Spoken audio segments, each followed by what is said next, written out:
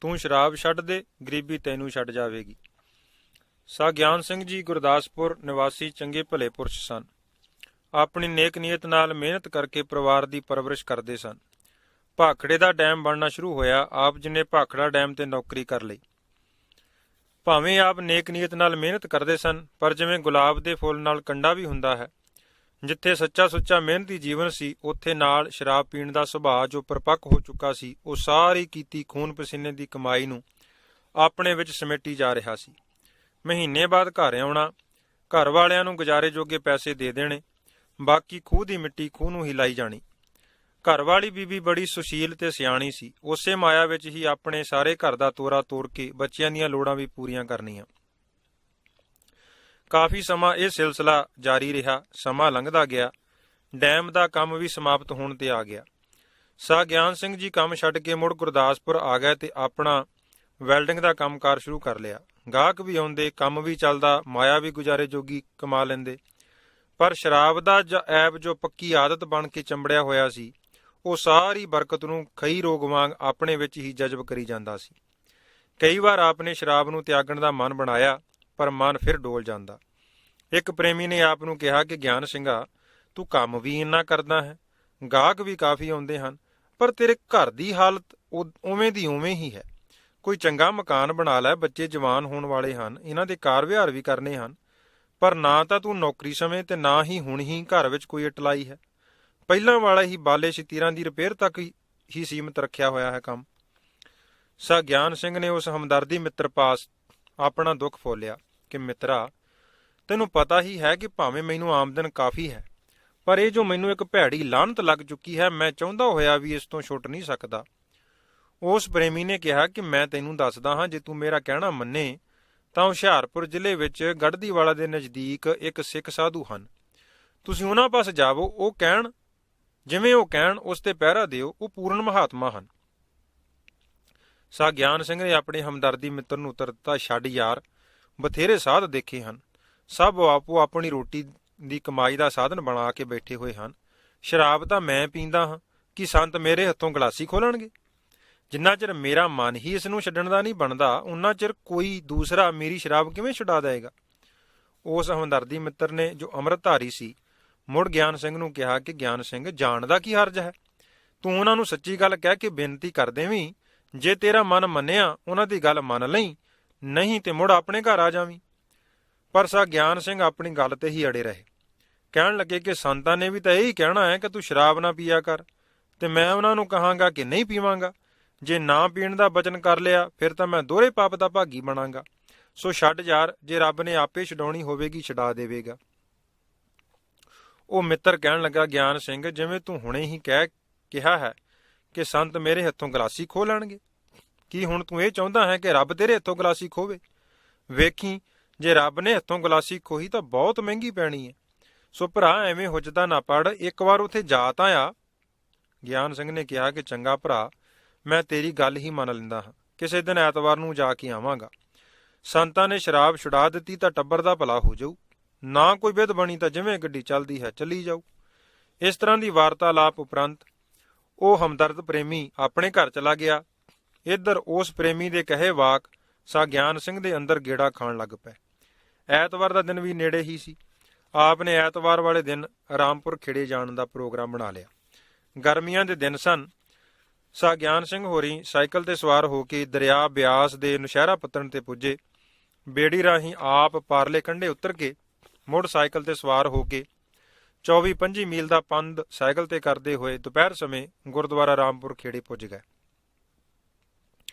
ਬਾਹਰ ਨਲਕੇ ਤੇ ਮੂੰਹ ਹੱਥ ਧੋਤਾ, ਥੋੜੀ ਦੂਰ ਸਾਈਕਲ ਖੜਾ ਕਰਕੇ ਆਪ ਜੀ ਜਿੱਥੇ ਸੰਗਤ ਦਰੀ ਤੇ ਬੈਠੀ ਸੀ, ਦੂਰੋਂ ਹੀ ਸੰਗਤ ਦੇ ਦਰਸ਼ਨ ਕੀਤੇ। ਗੁਰੂ ਮਹਾਰਾਜ ਜੀ ਦੇ ਕਮਰੇ ਵਿੱਚ ਸ੍ਰੀ ਗੁਰੂ ਗ੍ਰੰਥ ਸਾਹਿਬ ਜੀ ਨੂੰ ਮੱਥਾ ਟੇਕਿਆ ਤੇ ਸਰੀਰ ਨੂੰ ਪੱਖੇ ਦੀ ਹਵਾ ਲਵਾਈ। ਅੰਦਰ ਬੈਠੇ ਹੀ ਬਾਹਰ ਦਰੀ ਤੇ ਬੈਠੇ ਬਾਬਾ ਜੀ ਤੇ ਸੰਗਤ ਵੱਲ ਵੇਖਿਆ। ਉਸ ਸੰਗਤ ਵਿੱਚੋਂ ਹੁਣ ਆਪ ਨੂੰ ਸੰਤਾਂ ਨੂੰ ਸਿਆਣਨਾ ਔਖਾ ਹੋ ਗਿਆ। ਇਸ ਸੰਗਤ ਵਿੱਚ ਸੰਤ ਕਿਹੜੇ ਹਨ ਤੇ ਸੰਗੀ ਕਿਹੜੇ ਹਨ? ਕਿਉਂਕਿ ਗਰਮੀ ਕਾਰਨ ਬਾਬਾ ਜੀ ਨੇ ਛੋਟੀ ਕੇਸਕੀ ਸਜਾਈ ਹੋਈ ਸੀ ਤੇ ਆਮ ਸਿੰਘਾਂ ਵਾਲਾ ਹੀ ਪਹਿਰਾਵਾ ਪਹਿਨਿਆ ਹੋਇਆ ਸੀ। ਸਾਹ ਗਿਆਨ ਸਿੰਘ ਦੇ ਮਨ ਵਿੱਚ ਖਿਆਲ ਸੀ ਕਿ ਸੰਤ ਕਿਸੇ ਤਖਤ ਪੋਸ਼ ਤੇ ਗਧੇਲਾ ਲਾ ਕੇ ਸੁੰਦਰ ਆਸਣ ਵਿਛਾ ਕੇ ਬੈਠੇ ਹੋਣਗੇ।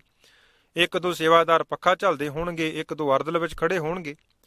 ਸੰਤ ਤਾਂ ਦੂਰ ਤੋਂ ਹੀ ਪਛਾਣੇ ਜਾਂਦੇ ਹਨ, ਪਰ ਇੱਥੇ ਤਾਂ ਸਾਰੇ ਸੰਗਤ ਰੂਪ ਵਿੱਚ ਹੀ ਦਰੀ ਤੇ ਬੈਠੇ ਹਨ ਤੇ ਮੈਨੂੰ ਅਜੇ ਤੱਕ ਵੀ ਸੰਤਾਂ ਦੀ ਸਿਆਣ ਨਹੀਂ ਹੋ ਰਹੀ। ਇਸ ਤਰ੍ਹਾਂ ਦੀਆਂ ਵਿਚਾਰਾਂ ਸਾਹ ਗਿਆਨ ਸਿੰਘ ਦੇ ਮਨ ਵਿੱਚ ਚੱਲ ਰਹੀਆਂ ਸਨ। ਭਾਈ ਅਮਰ ਸਿੰਘ ਨੇ ਸਾਹ ਗਿਆਨ ਸਿੰਘ ਨੂੰ ਮਹਾਰਾਜ ਜੀ ਦੇ ਕਮਰੇ ਵਿੱਚ ਬੈਠਿਆਂ ਨੂੰ ਪ੍ਰਸ਼ਾਦ ਦਿੱਤਾ ਤੇ ਜਲ ਪਾਣੀ ਪੁੱਛਿਆ। ਸਾਹ ਗਿਆਨ ਸਿੰਘ ਹੋਰਾਂ ਨੇ ਸਾਹ ਅਮਰ ਸਿੰਘ ਗੋਂਦਪੁਰ ਵਾਲਿਆਂ ਨੂੰ ਸਹਿਜੇ ਨਾਲ ਪੁੱਛਿਆ ਕਿ ਭਾਈ ਸਾਹਿਬ ਸੰਤ ਜੀ ਕਿਤੇ ਬਾਹਰ ਗਏ ਹੋਏ ਨੇ? ਤੇ ਭਾਈ ਅਮਰ ਸਿੰਘ ਹੋਰੀ ਕਹਿਣ ਲੱਗੇ ਕਿ ਨਹੀਂ ਜੀ, ਬਾਬਾ ਜੀ ਤਾਂ ਬਾਹਰ ਸੰਗਤ ਵਿੱਚ ਦਰੀ ਤੇ ਬੈਠੇ ਹਨ। ਤੇ ਬਾਬਾ ਜੀ ਵੱਲ ਇਸ਼ਾਰਾ ਕਰਕੇ ਕਿਹਾ ਕਿ ਉਹ ਜੋ ਗੋਲ ਕੇਸ ਕੀ ਸਜਾਈ ਬੈਠੇ ਹਨ ਤੇ ਗਲ ਵਿੱਚ ਕਾਲੇ ਗਾਤਰੇ ਵਾਲੀ ਕਿਰਪਾਨ ਹੈ, ਇਹ ਹੀ ਸੰਤ ਜੀ ਹਨ। ਸਾਹ ਗਿਆਨ ਸਿੰਘ ਭਾਈ ਅਮਰ ਸਿੰਘ ਦੇ ਦੱਸਣ ਤੇ ਬਾਬਾ ਜੀ ਵੱਲ ਗਏ ਤੇ ਜਾ ਕੇ ਉਹਨਾਂ ਨੂੰ ਮੱਥਾ ਟੇਕਣ ਲੱਗੇ। ਬਾਬਾ ਜੀ ਨੇ ਸਾਹ ਗਿਆਨ ਸਿੰਘ ਦੇ ਸਿਰ ਹੇਠ ਹੱਥ ਕਰਕੇ ਰੋਕ ਦਿੱਤਾ ਤੇ ਸੰਗਤ ਨਾਲ ਜੋ ਉਚਾਰ ਚੱਲ ਰਹੀ ਸੀ ਵਿੱਚੇ ਛੱਡ ਕੇ ਕਹਿਣ ਲੱਗੇ ਕਿ ਹੁਣ ਹੋਰ ਮੱਥਾ ਟੇਕਣ ਦੀ ਕਸਰ ਰਹਿੰਦੀ ਹੈ? ਜਿਨ੍ਹਾਂ ਨੂੰ ਮੱਥਾ ਟੇਕਣਾ ਸੀ, ਨਮਸਕਾਰ ਕਰਨੀ ਬਣਦੀ ਸੀ, ਉੱਥੇ ਤਾਂ ਤੁਸੀਂ ਮੱਥਾ ਟੇਕ ਆਏ। ਹੁਣ ਹੋਰ ਕਿਸੇ ਦੇਹਧਾਰੀ ਨੂੰ ਮੱਥਾ ਟੇਕਣ ਦੀ ਲੋੜ ਨਹੀਂ। ਗੁਰਸਿੱਖ ਨੂੰ ਆਪਣੇ ਪੈਰਾਂ ਤੇ ਖਲੋਣਾ ਚਾਹੀਦਾ ਹੈ। ਸਤਿਗੁਰੂ ਜੀ ਨੇ ਸਾਨੂੰ ਸਭ ਤੋਂ ਸ੍ਰੇਸ਼ਟ ਫਤਿਹ ਬਖਸ਼ਿਸ਼ ਕੀਤੀ ਹੈ। ਜਦੋਂ ਵੀ ਇੱਕ ਦੂਜੇ ਨੂੰ ਮਿਲੀਏ, ਵਾਹਿਗੁਰੂ ਜੀ ਕਾ ਖਾਲਸਾ ਵਾਹਿਗੁਰੂ ਜੀ ਕੀ ਫਤਿਹ ਬੁਲਾਉਣੀ ਚਾਹੀਦੀ ਹੈ। ਬਾਬਾ ਜੀ ਨੇ ਆਪ ਨੂੰ ਪੁੱਛਿਆ ਕਿ ਆਪ ਜੀ ਕਿੱਥੋਂ ਆਏ ਹੋ? ਗਿਆਨ ਸਿੰਘ ਨੇ ਦੱਸਿਆ ਕਿ ਜੀ ਗੁਰਦਾਸਪੁਰ ਤੋਂ ਆਇਆ ਹਾਂ। ਬਾਬਾ ਜੀ ਪੁੱਛਣ ਲੱਗੇ ਬੱਸ ਤੇ ਜਾਂ ਸਾਈਕਲ ਤੇ? ਤਾਂ ਗਿਆਨ ਸਿੰਘ ਹੋਰੀ ਕਹਿਣ ਲੱਗੇ ਜੀ ਧੁਰੋਂ ਹੀ ਸਾਈਕਲ ਤੇ ਆਇਆ ਹਾਂ। ਬਾਬਾ ਜੀ ਨੇ ਆਖਿਆ ਕਿ ਆਪ ਜੀ ਨੂੰ ਬਹੁਤ ਖੇਚਲ ਹੋਈ ਹੈ, ਜਲ ਪਾਣੀ ਛਕੋ, ਲੰਗਰ ਵੀ ਤਿਆਰ ਹੈ, ਛਕ ਲਵੋ, ਫਿਰ ਗੱਲਬਾਤ ਕਰਾਂਗੇ। ਸਾਹ ਗਿਆਨ ਸਿੰਘ ਹੋਰੀ ਲੰਗਰ ਛਕਣ ਬੈਠ ਗਏ ਤੇ ਮਨ ਵਿੱਚ ਬੜੇ ਹੈਰਾਨ ਹੋਏ ਕਿ ਇਹ ਕਿਹੋ ਜਿਹੇ ਸੰਤ ਹਨ। ਸੰਤਾਂ ਨੂੰ ਤਾਂ ਮੱਥਾ ਨਾ ਟੇਕੋ ਤਾਂ ਉਹ ਆਏ ਹੋਏ ਪ੍ਰੇਮੀ ਨੂੰ ਸਿੱਧੇ ਮੂੰਹ ਬੁਲਾਉਂਦੇ ਨਹੀਂ। ਜਲ ਪਾਣੀ ਪੁੱਛਣਾ ਦਾ ਇੱਕ ਪਾਸੇ ਰਿਹਾ। ਸੰਤਾਂ ਨੇ ਤਾਂ ਜੋ ਬੁਰਾ ਮਨਾਉਣਾ ਹੈ ਉਹ ਤਾਂ ਜੁਦੀ ਗੱਲ। ਉਹਨਾਂ ਦੇ ਸ਼ਰਧਾਲੂ ਹੀ ਸੰਤਾਂ ਨੂੰ ਮੱਥਾ ਨਾ ਟੇਕਣ ਵਾਲੇ ਦੀ ਨਿਸ਼ਾ ਕਰਾ ਦਿੰਦੇ ਹਨ ਕਿ ਤੁਹਾਨੂੰ ਮਹਾਂਪੁਰਖਾਂ ਦਾ ਸਤਿਕਾਰ ਨਹੀਂ ਕਰਨਾ ਆਉਂਦਾ। ਜੇ ਸੰਤਾਂ ਪਾਸੋਂ ਕੁਝ ਲੈਣਾ ਹੈ ਤਾਂ ਪਹਿਲਾਂ ਮਹਾਂਪੁਰਖਾਂ ਦਾ ਸਤਿਕਾਰ ਕਰਨਾ ਸਿੱਖੋ। ਪਰ ਇੱਥੇ ਤਾਂ ਅਜੀਬ ਉਲਟੀ ਗੱਲ ਹੀ ਬਣੀ ਹੋਈ ਹੈ। ਮੱਥਾ ਟੇਕਣ ਵਾਲੇ ਨੂੰ ਮਿੱਠੀਆਂ ਮਿੱਠੀਆਂ ਝਿੜਕਾਂ ਪੈਂਦੀਆਂ ਹਨ। ਇਹ ਤਾਂ ਜ਼ਿੰਦਗੀ ਦਾ ਪਹਿਲਾ ਤਜਰਬਾ ਹੈ। ਇਹਨਾਂ ਵਿਚਾਰਾਂ ਵਿੱਚ ਹੀ ਗਿਆਨ ਸਿੰਘ ਹੋਰਾਂ ਨੇ ਪ੍ਰਸ਼ਾਦਾ ਛਕਿਆ ਤੇ ਮਨ ਵਿੱਚ ਵੀ ਕੁਝ ਪਤੀਜਣਾ ਬਣੀ। ਪ੍ਰਸ਼ਾਦਾ ਛਕ ਕੇ ਆਪ ਜੀ ਸੰਗਤ ਵਿੱਚ ਬੈਠ ਗਏ ਤੇ ਚੱਲ ਰਹੀਆਂ ਗੁਰਮਤਿ ਵਿਚਾਰਾਂ ਨੂੰ ਸਰਵਣ ਕਰਨ ਲੱਗੇ। ਥੋੜ੍ਹੀ ਦੇਰ ਬਾਅਦ ਬਾਬਾ ਜੀ ਨੇ ਸਾਹ ਗਿਆਨ ਸਿੰਘ ਨੂੰ ਆਉਣ ਦਾ ਕਾਰਨ ਪੁੱਛਿਆ ਕਿ ਤੁਸੀਂ ਬੜੀ ਦੂਰੋਂ ਧੁੱਪੇ ਚੱਲ ਕੇ ਆਏ ਹੋ, ਦੱਸੋ ਕੀ ਹੁਕਮ ਹੈ? ਆਪ ਨੇ ਕਿਹਾ ਬਾਬਾ ਜੀ ਮੈਂ ਆਪ ਜੀ ਨਾਲ ਵੱਖਰੇ ਹੋ ਕੇ ਗੱਲ ਕਰਨੀ ਹੈ। ਥੋੜੇ ਚਿਰ ਬਾਅਦ ਸੰਗਤ ਤੁਰ ਗਈ। ਗਿਆਨ ਸਿੰਘ ਹੋਰਾਂ ਨੇ ਆਪਣੇ ਆਉਣ ਦਾ ਪ੍ਰਯੋਜਨ ਬਾਬਾ ਜੀ ਨੂੰ ਦੱਸਿਆ ਕਿ ਬਾਬਾ ਜੀ ਮੈਂ ਪਹਿਲਾਂ ਨੌਕਰੀ ਵੀ ਕੀਤੀ ਹੈ, ਹੁਣ ਆਪਣਾ ਕੰਮ ਸ਼ੁਰੂ ਕੀਤਾ ਹੈ, ਗਾਹਕ ਵੀ ਆਉਂਦੇ ਹਨ ਪਰ ਮਾਇਆ ਟਿਕਦੀ ਨਹੀਂ। ਘਰ ਵਿੱਚ ਗਰੀਬੀ ਦਾ ਦਲਿੱਦਰ ਪਿਆ ਹੋਇਆ ਹੈ। ਅਜੇ ਘਰ ਵੀ ਨਹੀਂ ਬਣਾਇਆ, ਬੱਚੇ ਵੀ ਜਵਾਨ ਹੋਣ ਵਾਲੇ ਹਨ, ਉਹਨਾਂ ਦੇ ਕਾਰਜ ਵੀ ਕਰਨੇ ਹਨ। ਬਾਬਾ ਜੀ ਨੇ ਗਿਆਨ ਸਿੰਘ ਹੋਰਾਂ ਦੀ ਗੱਲ ਬੜੇ ਗੌਰ ਨਾਲ ਸੁਣੀ। ਥੋੜਾ ਚੁੱਪ ਕਰਕੇ ਬਚਨ ਕੀਤਾ, ਸਰਦਾਰ ਜੀ ਤੁਹਾਡਾ ਨਾਮ ਕੀ ਹੈ? ਜੀ ਗਿਆਨ ਸਿੰਘ। ਭਾਈ ਗਿਆਨ ਸਿੰਘ, ਜੇ ਤੂੰ ਸਾਡਾ ਬਚਨ ਮੰਨੇ, ਗੁਜ਼ਾਰਾ ਤਾਂ ਕੀ, ਮਾਇਆ ਤੇਰੇ ਮਗਰ ਮਗਰ ਆਵੇਗੀ। ਜੀ ਹੁਕਮ ਕੀ ਹੈ? ਗਿਆਨ ਸਿੰਘ ਹੋਰਾਂ ਆਖਿਆ ਬਸ ਇੱਕੋ ਬੇਨਤੀ ਹੈ ਤੈਨੂੰ ਕਿ ਤੂੰ ਸ਼ਰਾਬ ਛੱਡ ਦੇ, ਗਰੀਬੀ ਦਾ ਦਲਿੱਦਰ ਤੈਨੂੰ ਛੱਡ ਜਾਵੇਗਾ। ਗਿਆਨ ਸਿੰਘ ਨੇ ਸੋਚਿਆ ਕਿ ਉਹੀ ਹੀ ਗੱਲ ਹੋਈ ਨਾ, ਕੀ ਮੈਂ ਹੁਣ ਹਾਂ ਕਰਾਂ ਜਾਂ ਨਾ ਕਰਾਂ। ਅਖੀਰ ਸੋਚ ਕੇ ਆਪ ਨੇ ਕਿਹਾ ਬਾਬਾ ਜੀ ਮੈਂ ਛੱਡਣੀ ਤਾਂ ਚਾਹੁੰਦਾ ਹਾਂ ਪਰ ਮੈਥੋਂ ਛੱਡੀ ਨਹੀਂ ਜਾਂਦੀ। ਬਾਬਾ ਜੀ ਕਹਿਣ ਲੱਗੇ ਸ਼ਰਾਬ ਨੇ ਤੇਰਾ ਇਸ ਤਰ੍ਹਾਂ ਪਿੱਛਾ ਨਹੀਂ ਛੱਡਣਾ। ਤੁਸੀਂ ਗੁਰੂ ਜੀ ਦੀ ਸ਼ਰਨ ਗ੍ਰਹਿਣ ਕਰੋ। ਸ਼ਰਨ ਗ੍ਰਹਿਣ ਤੋਂ ਪਹਿਲਾਂ ਹਰ ਰੋਜ਼ ਸਵੇਰੇ ਜਪਜੀ ਸਾਹਿਬ, ਸ਼ਾਮ ਨੂੰ ਰਹਿਰਾ ਸਾਹਿਬ ਦਾ ਪਾਠ ਕਰਿਆ ਕਰੋ।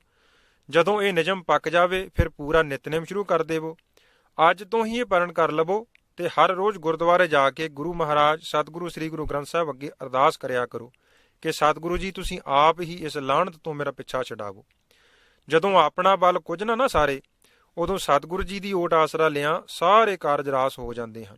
ਸੋ ਤਕੜੇ ਹੋ, ਅੱਜ ਤੋਂ ਹੀ ਪਰਨ ਕਰਕੇ ਜਾਵੋ ਕਿ ਇਸ ਭੈੜੀ ਵਾਦੀ ਦੇ ਨੇੜੇ ਨਹੀਂ ਜਾਣਾ। ਗਿਆਨ ਸਿੰਘ ਹੋਰੀ ਸੁਣੀ ਗਏ ਤੇ ਬਾਅਦ ਵਿੱਚ ਪੁੱਛਿਆ ਕਿ ਬਾਬਾ ਜੀ ਸ਼ਰਨ ਕਿਸ ਤਰ੍ਹਾਂ ਗ੍ਰਹਿਣ ਕਰਨੀ ਹੈ? ਤਾਂ ਬਾਬਾ ਜੀ ਨੇ ਦੱਸਿਆ ਕਿ ਜਦੋਂ ਤੁਸੀਂ ਸੱਤਾਂ ਬਾਣੀਆਂ ਦਾ ਨਿਤਨੇਮ ਕਰਨ ਲੱਗ ਪਏ, ਸ਼ਰਾਬ ਛੱਡ ਦਿੱਤੀ, ਫਿਰ ਅੰਮ੍ਰਿਤ ਛਕ ਲੈਣਾ। ਇਹ ਹੀ ਗੁਰੂ ਸਾਹਿਬ ਜੀ ਦੀ ਸ਼ਰਨ ਗ੍ਰਹਿਣ ਕਰਨ ਦਾ ਤਰੀਕਾ ਹੈ। ਗਿਆਨ ਸਿੰਘ ਸੁਣ ਕੇ ਚੁੱਪ ਕਰ ਗਏ ਤੇ ਮਨ ਵਿੱਚ ਸੋਚਣ ਲੱਗੇ ਕਿ ਸ਼ਰਾਬ ਛੱਡਣ ਤੋਂ ਪਿੱਛੋਂ ਹੋਰ ਬੰਧਨ ਵਿੱਚ ਪੈਣਾ ਪਵੇਗਾ, ਹਰ ਰੋਜ਼ ਨਿਤਨੇਮ ਕਰਨਾ ਪਵੇਗਾ, ਰਹਿਤਾਂ ਰੱਖਣੀਆਂ ਪੈਣਗੀਆਂ। ਇਹ ਤਾਂ ਲੰਮਾ ਤਰੀਕਾ ਹੈ। ਇਹਨਾਂ ਵਿਚਾਰਾਂ ਵਿੱਚ ਪਏ ਹੀ ਆਪ ਨੇ ਪੁੱਛਿਆ ਕਿ ਬਾਬਾ ਜੀ ਕੀ ਅੰਮ੍ਰਿਤ ਛਕੇ ਤੋਂ ਬਿਨਾਂ ਨਹੀਂ ਸਰੇਗਾ?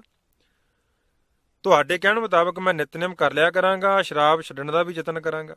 ਤਾਂ ਬਾਬਾ ਜੀ ਜਲਾਲ ਵਿੱਚ ਆਏ ਤੇ ਕਹਿਣ ਲੱਗੇ ਗਿਆਨ ਸਿਆਂ ਅਸੀਂ ਤੇਰੇ ਲੋਕ ਪਰਲੋਕ ਸਵਾਰਨਾ ਚਾਹੁੰਦੇ ਹਾਂ ਸ਼ਰਾਬ ਛੱਡਣ ਤੇ ਬਾਣੀ ਪੜਨ ਨਾਲ ਇੱਥੇ ਕਾਰੋਬਾਰ ਵਿੱਚ ਤਾਂ ਬਰਕਤ ਪੈਣੀ ਹੀ ਹੈ, ਪਰ ਇੱਥੇ ਕਿੰਨਾ ਕੁ ਚਿਰ ਇਸ ਮਾਇਆ ਤੋਂ ਸੁਖ ਲਈ ਜਾਵੇਂਗਾ। ਅਕਸਰ ਨੂੰ ਸਭਨਾ ਸਹੁਰੇ ਵੰਜਣਾ ਸਭ ਮੁਕਲਾਵਣ ਹਾਰ, ਜੋ ਆਇਆ ਸੋ ਚੱਲ ਸੀ ਸਭ ਕੋਈ ਆਈ ਵਾਰੀ ਹੈ।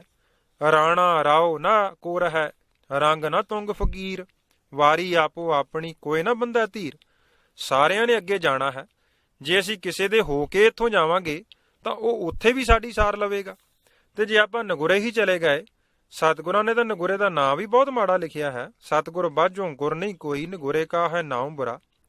ਆਪਾਂ ਸਮਝੀਏ ਜਾਂ ਨਾ, ਸਤਿਗੁਰੂ ਜੀ ਨੇ ਤਾਂ ਸਾਨੂੰ ਸਮਝਾਉਣ ਦੀ ਕੋਈ ਕਸਰ ਨਹੀਂ ਛੱਡੀ। ਸਤਿਗੁਰੂ ਜੀ ਇਸ ਤੋਂ ਵੱਧ ਸਾਨੂੰ ਹੋਰ ਕੀ ਕਹਿ ਸਕਦੇ ਨੇ। ਸਤਿਗੁਰ ਬਾਝ ਨਾ ਪਾਇਓ ਸਭ ਥੱਕੀ ਕਰਮ ਕਮਾਏ ਜੀਓ, ਤਥਾ ਸਤਿਗੁਰ ਬਾਝ ਨਾ ਪਾਇਓ ਸਭ ਮੋਹੀ ਮਾਇਆ ਜਾਲ ਜੀਓ। ਜੇ ਆਪਾਂ ਗੁਰੂ ਦੇ ਹੋ ਜਾਈਏ ਨਾ ਤਾਂ ਗੁਰੂ ਨੂੰ ਆਪਣਾ ਬਣਾ ਲਈਏ, ਫਿਰ ਤਾਂ ਜਾਮ ਗੁਰੂ ਹੋਏ ਵੱਲ ਧਨੈ ਕਿਆ ਗਾਰਵ ਦਿੱਜੈ। ਜਾਮ ਗੁਰੂ ਹੋਏ ਵੱਲ ਲੱਖ ਬਾਹੀਂ ਕਿਆ ਕੀਜੈ। ਜਾਮ ਗੁਰੂ ਹੋਏ ਵੱਲ ਗਿਆਨ ਅਰ ਧਿਆਨ ਅਨੰਨ ਪਰ। ਜਾਮ ਗੁਰੂ ਹੋਏ ਵੱਲ ਸ਼ਬਦ ਸਾਖੀ ਸੋ ਸੱਚੈ ਘਰ। ਜੋ ਗੁਰੂ ਗੁਰੂ ਅਹਨਸ ਜਪੈ ਦਾਸ ਭਟ ਬੇਨਤ ਕਹੈ। ਜੋ ਗੁਰੂ ਨਾਮ ਰਿਦ ਮੈਂ ਧਰੈ ਸੋ ਜਨਮ ਮਰਨ ਦੋਂ ਥੇ ਰਹਿ। ਸੋ ਜਦੋਂ ਤੁਸੀਂ ਇਸ ਰਾਸਤੇ ਦੇ ਧਾਰਨੀ ਬਣ ਗਏ, ਗੁਰੂ ਮਿਹਰ ਨਾਲ ਇਸ ਰਸਤੇ ਦਾ ਰੰਗ ਹੀ ਵੱਖਰਾ ਹੈ।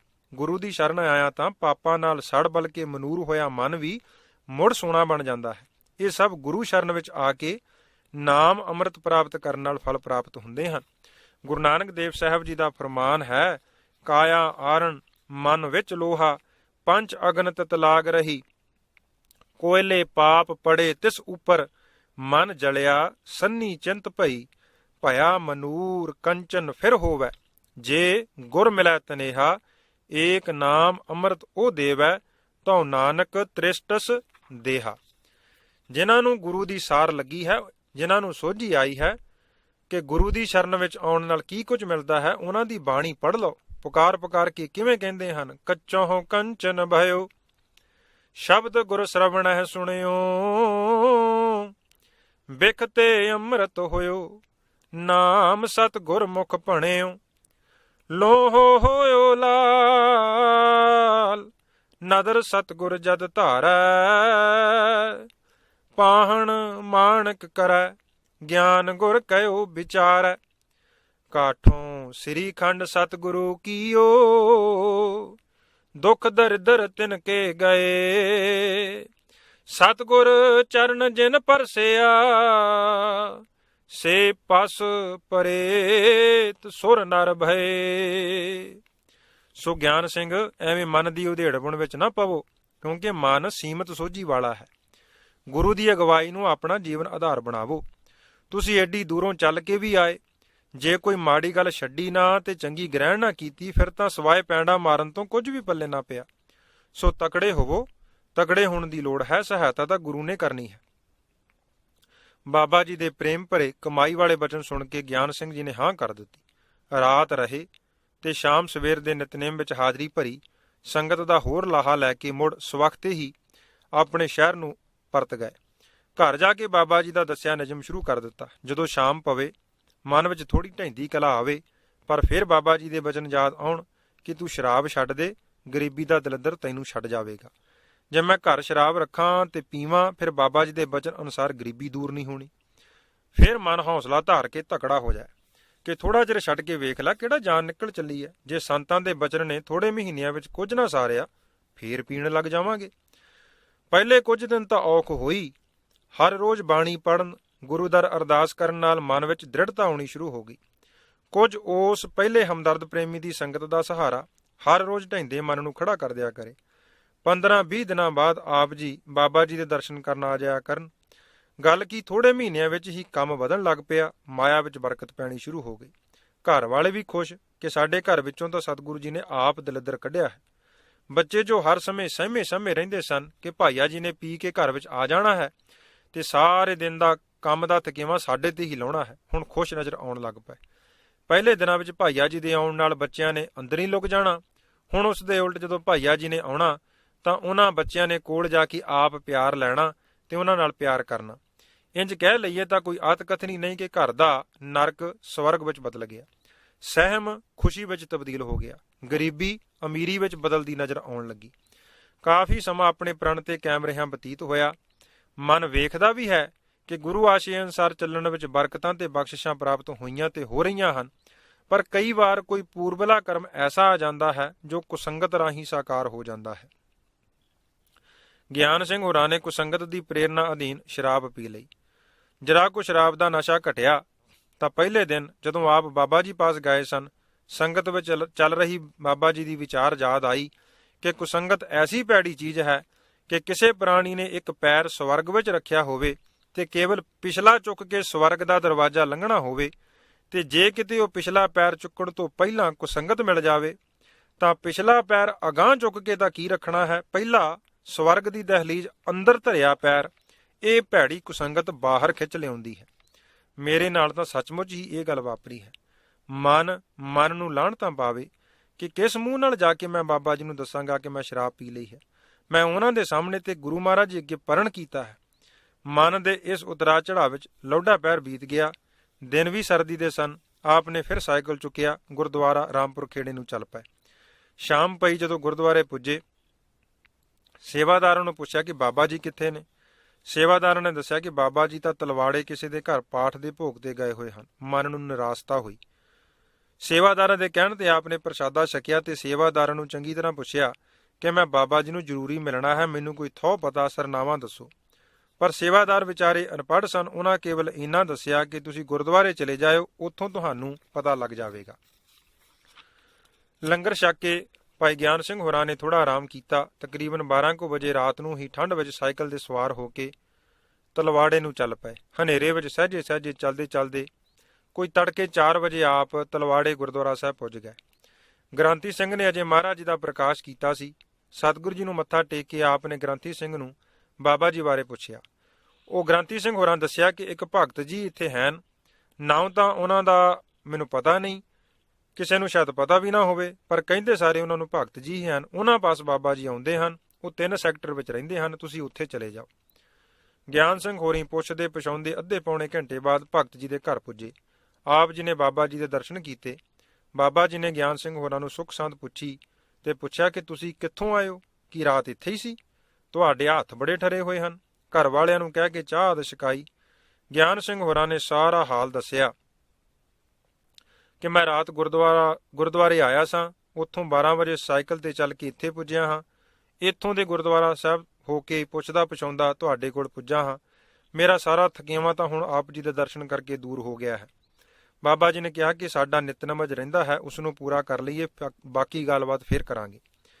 ਬਾਬਾ ਜੀ ਨੇ ਨਿਤਨੇਮ ਪੂਰਾ ਕੀਤਾ। ਨਿਤਨੇਮ ਉਪਰੰਤ ਆਪ ਨੇ ਸਹਿਜ ਨਾਲ ਗਿਆਨ ਸਿੰਘ ਨੂੰ ਪੁੱਛਿਆ, ਗਿਆਨ ਸਿੰਘ ਆਪਣੇ ਬਚਨ ਤੇ ਕਾਇਮ ਨਹੀਂ ਨਾ ਰਿਹਾ, ਗਲਤੀ ਕਰ ਲਈ ਨਾ?